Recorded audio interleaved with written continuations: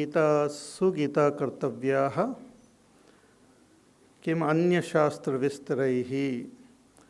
It is said in the Mahima of Gita that if we study Bhagavad Gita itself, that is sufficient.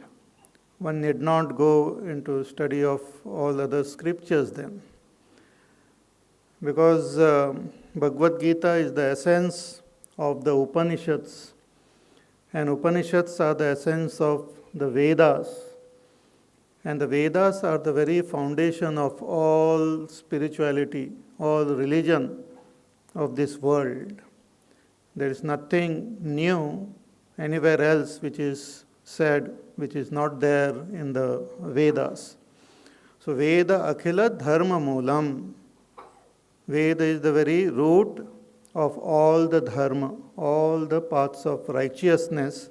The very basis are the Vedas, which are very ancient.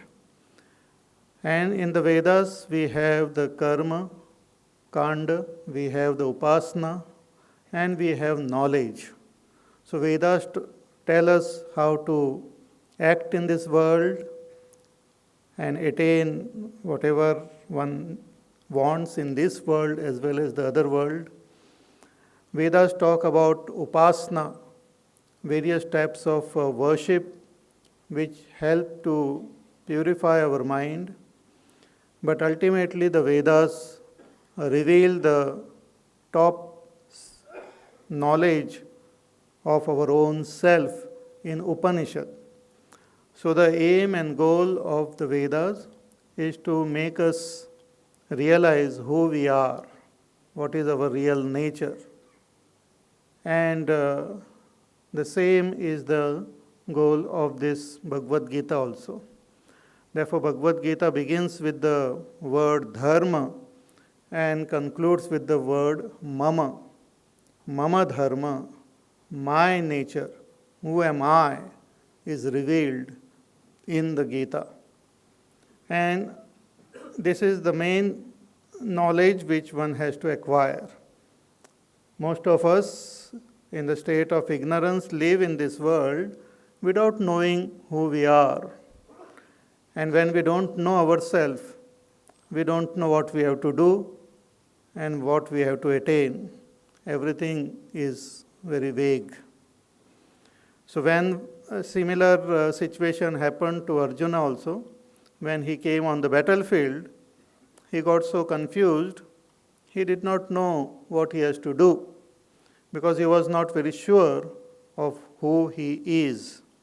So taking this opportunity of Arjuna's confusion, Bhagwan Shri Krishna gave the essence of the Upanishad to Arjuna in the battlefield and through Arjuna to all of us.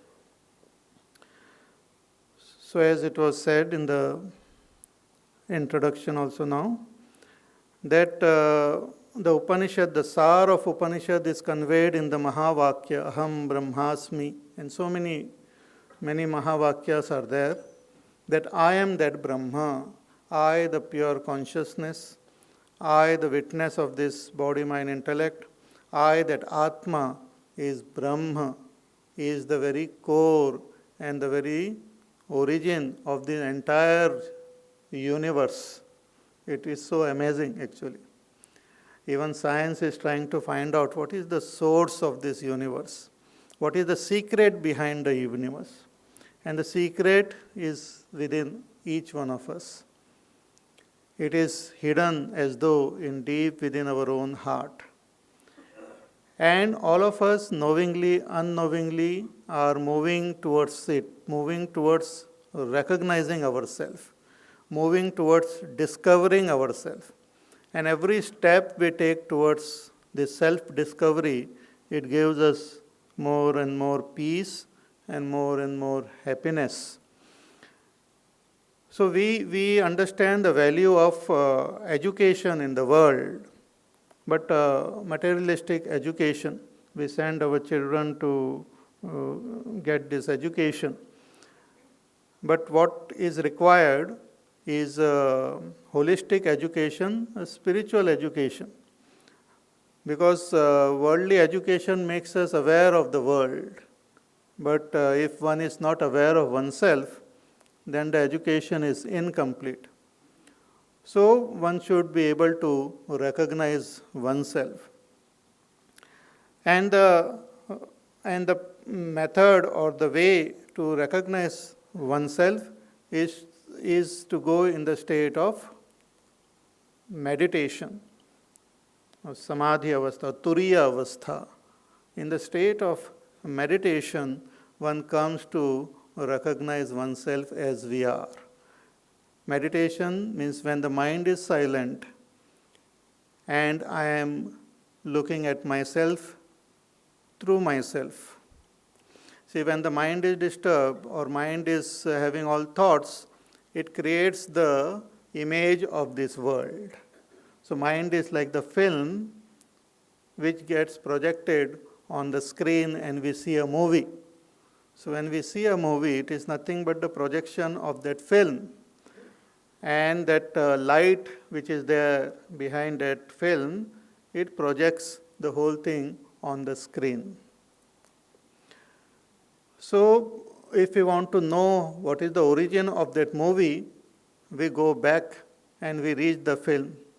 But the film is also supported by the light. So in our case, the film is the mind. Mind is projecting this world which we see. The thoughts are projecting this world. Whatever be our type of thoughts, that type of world we see. It is just like our dream. Our dream is also projected by our mind. The waking world is also projected by mind. And it is just a projection. Depending on the type of thoughts, we see the world. But who is this I who is seeing? That I is not only the witness of the world, but also the witness of the mind. And in order to recognize that real I, one has to silence the mind. One has to make the mind quiet. So mind becomes quiet not by force, not by some medicine or something, but it becomes quiet through knowledge, through right attitude, and through right type of action. So right type of action Bhagavan gives as the first step to quieten the mind, which is called karma yoga. Then the right type of attitude while performing action, that is the bhakti. And ultimately, one has to gain that knowledge. Who am I? What is this mind? What is the nature of this mind? When this is recognized, the mind becomes quiet. One gives up the identification with the mind becomes silent, and in the silence of the mind, one comes to realize who am I? What is my real nature? Again, to give the example of a movie, we are so engrossed in watching a movie that we forget ourselves. And suddenly, sometimes you don't know when the interval happens. Suddenly interval, the lights are put on. Then your attention from the screen goes away and it comes to yourself. Similarly, when the disturbance of the mind, if it is there, our attention is on the mind and on that which is projected by the mind. But when the mind stops all this disturbance, our attention goes on ourself. So in the state of meditation, one recognizes oneself, and in that state of meditation, one drops all our identification with the mind, with the sense of I, which is there, which is also part of the mind, a thought in the mind. So that renunciation happens in the state of meditation. One drops all identification, one drops all confusion, and gets established in oneself as we are. But to attain that state, we require knowledge. To gain that knowledge, we require bhakti. to gain that bhakti, we require karma. So karma yoga is the first step, which then graduates into bhakti and jnana, and which leads to dhyana. So we find that Bhagavan talks about karma yoga in the beginning of this Bhagavad Gita, in the first 6 chapters.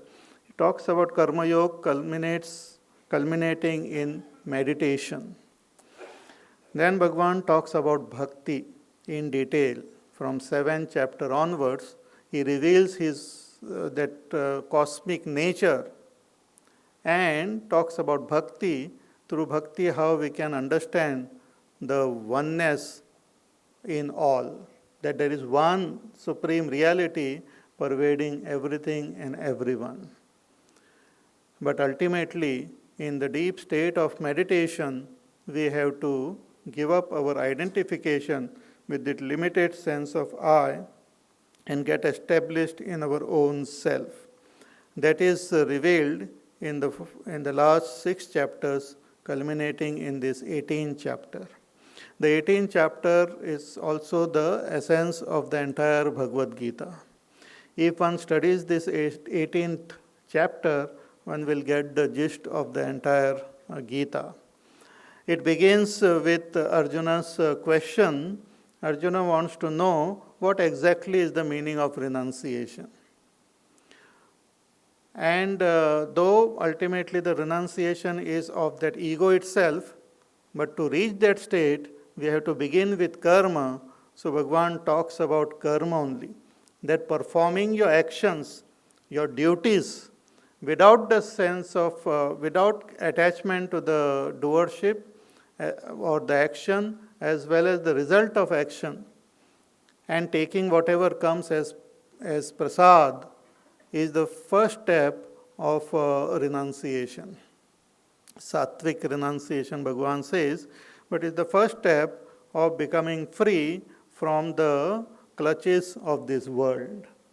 By fulfilling our responsibilities with a particular attitude, then I become free of the attachment to the world. See, it's like a person who learns to drive. In the initial stages, there is so much of tension. One is so tense that holds on to the steering also and keeps on looking here and there with the big eyes. So even people on the street, they get frightened.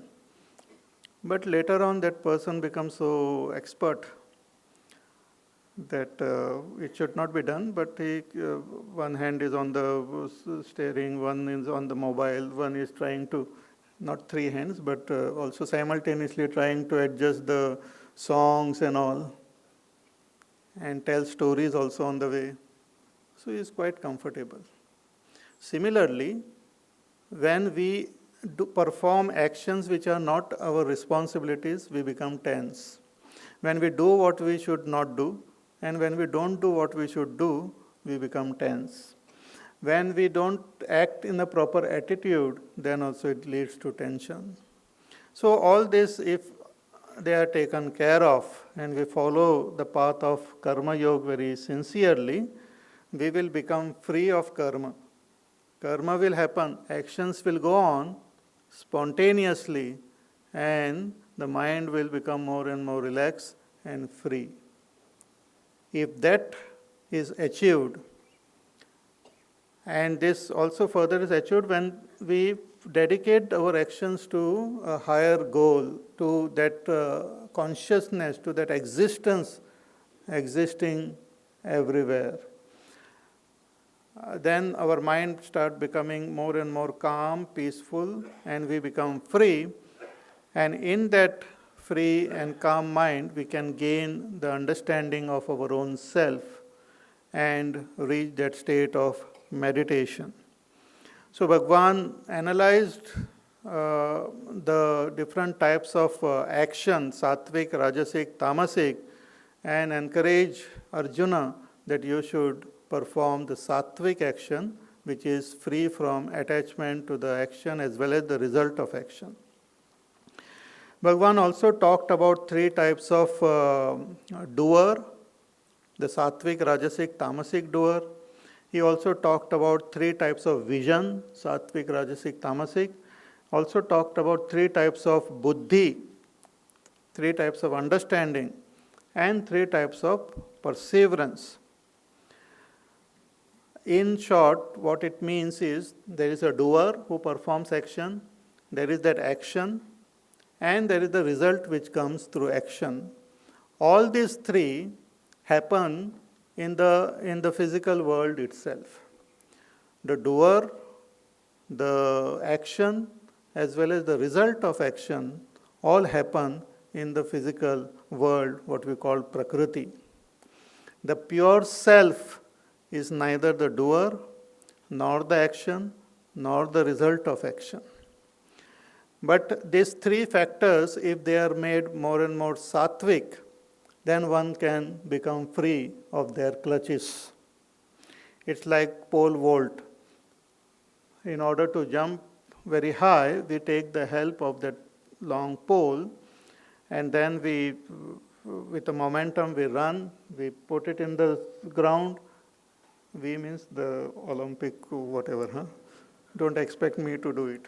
So, we put it in the ground, and then we jump, and then after reaching a particular height, that person just drops that pole and crosses over, jumps to the other side.